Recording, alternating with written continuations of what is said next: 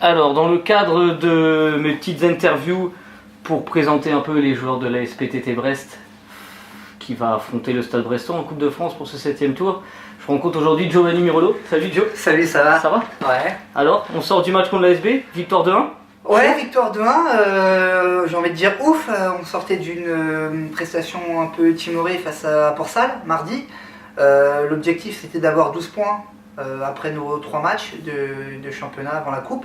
On en a 9, on va dire que objectif atteint. Maintenant on va bien se préparer pour le match contre le Stade Brestois. Et voilà, on a une bonne semaine qui nous attend et hâte d'être à samedi déjà. Ok, donc on va parler un peu de ton parcours personnel. Bien sûr. Parce que ça fait que 2 ans, si ma mémoire est bonne, que tu es sur Brest. Ça fait 2 ans, j'entame ma 3e année. D'accord. À l'SPTT. Et du coup, t'étais où avant? Tu faisais quoi?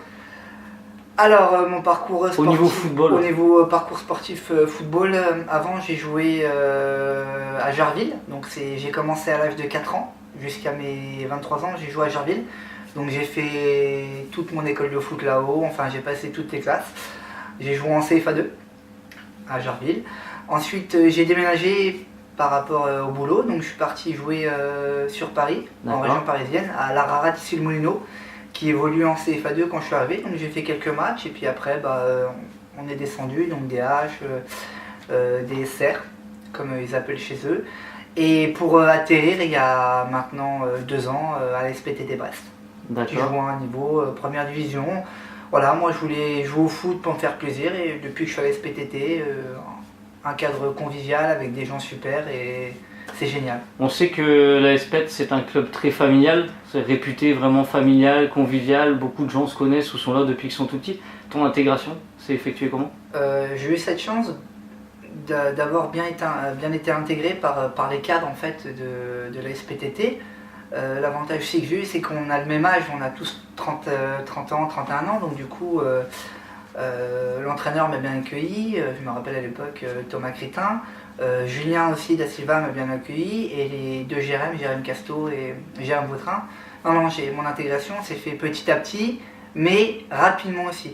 Je pense dû à mon âge, donc non, bonne intégration et je leur remercie d'ailleurs parce que grâce à eux, on va dire que je ne me suis pas senti isolé par rapport aux autres. Parfait. Alors là, je vais te demander ton équipe préférée. Mon équipe préférée supporter de quel club? Supporter de la vieille dame, de la Juve, comme on dit chez moi depuis. Et pourtant, je peux être un traître parce que quand j'étais petit, j'étais fan un peu du Milan AC. Mais je sais pas, mes yeux ont viré au noir et blanc. Et depuis, c'est la Juve, quoi, la Juve dans le cœur. Étant italien, on peut être que numéro 1 avec la Juve. Ouais. Et l'AS Nancy-Lorraine? L'AS Nancy-Lorraine, c'est le club de ma région, on va dire.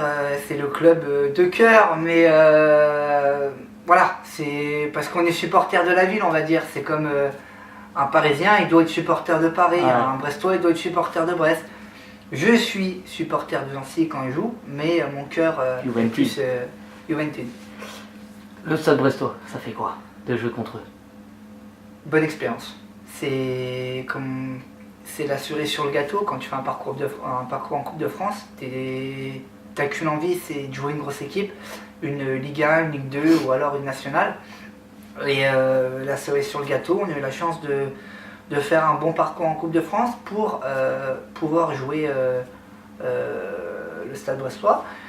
C'est magique, c'est même pas personnel, mais pour un club, pour les joueurs, vivre pendant une semaine au rythme comme un club pro, on va dire, parce que bon, tu vas être sous le coup des médias. Voilà, c'est bénéfique pour le club, pour les joueurs, et c'est que du bonheur. C'est le rêve d'une vie, quoi. C'est le rêve d'une vie. Et en plus, jouer dans un stade pro, à Le Blé, c'est formidable. Voilà, j'allais en venir justement. Jouer à Le Blé, c'est la cerise sur le gâteau, quoi. Ouais, on a beaucoup entendu parler qu'on jouerait un peu à droite, un peu à gauche. Je trouvais ça un peu désolant, parce que quand tu as un club pro, surtout quand tu joues un derby, comme on peut dire ça, tu te dois de donner aussi une bonne image de toi et de faire venir le petit poussé chez toi. T'es pas à 45 000 euros près, tu sais que derrière, tu vas pratiquement passer à moins que tu vas récupérer de l'argent. Donc tes recettes, elles vont être, voilà, tes bénéfices vont être 2000 ou 2000, mais tu vas pas être endetté. Donc non, immense joie pour moi, pour l'équipe, et non, c'est que du bonheur, que du bonheur. Du coup, après ce match, la saison est encore longue. Il y a 6 matchs, 7 matchs qui ont été joués en championnat. Ouais, si 7 matchs. On sait que les groupes vont être définis, R1, R2, R3. Il faut finir dans les 9 premiers pour se maintenir en R3. Je pense que. Les objectifs alors, l'objectif était. Tout le monde parlait de. On voulait monter, mais il faut être conscient d'une chose, c'est que le club est quand même en restructuration depuis 3 ans, depuis que Thomas Critin a repris l'équipe, donc c'est pas 4-5 ans on va dire.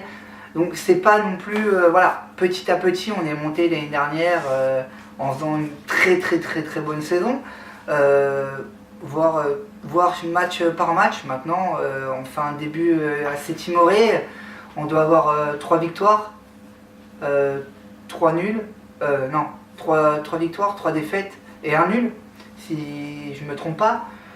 C'est mitigé, c'est mi-figue, mi-raisin, donc on va dire qu'on joue le maintien. Je pense qu'on sera dans les 9. On sera dans les 9. Après, pourquoi pas être dans les 3 ?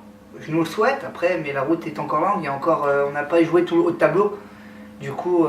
Oui, puis avec la Coupe de France aussi, ça fait perdre un peu de points à Foderski. Voilà, la Coupe de France, c'est même pas les points qu'on perd, c'est l'énergie.